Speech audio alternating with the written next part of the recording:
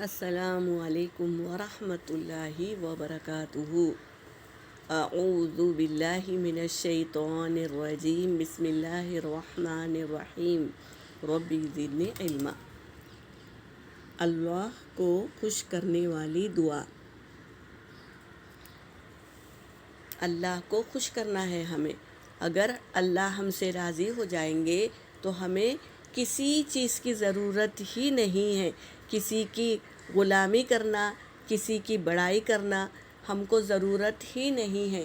جب اللہ خوش ہو جائیں گے اور اللہ ہم سے راضی ہو جائیں گے تو ہمیں کسی کی ضرورت نہیں ہے۔ اس لیے ہمیں اللہ کو خوش کرنے والی دعائیں یاد کرنی ہوگی اور اس کے لیے ہمیں دعائیں پڑھنا ہوگا تاکہ اللہ ہم سے راضی ہو جائے۔ حدیث پاک کا مفہوم ہے، نبی صلی اللہ علیہ وسلم نے فرمایا،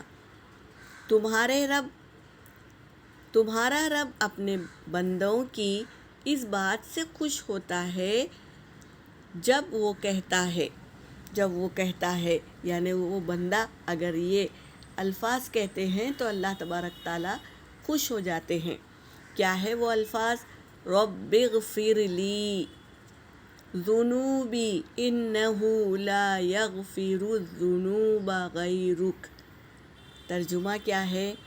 اے اللہ میرے گناہوں کو بخش دے، کیونکہ تیرے سوا کوئی اور ذات نہیں ہے جو گناہوں کو معاف کر سکے۔ بے شک اللہ ہی کی ذات ہے جو ہمارے گناہوں کو بخش سکتا ہے، معاف کر سکتا ہے، درگزر کر سکتا ہے۔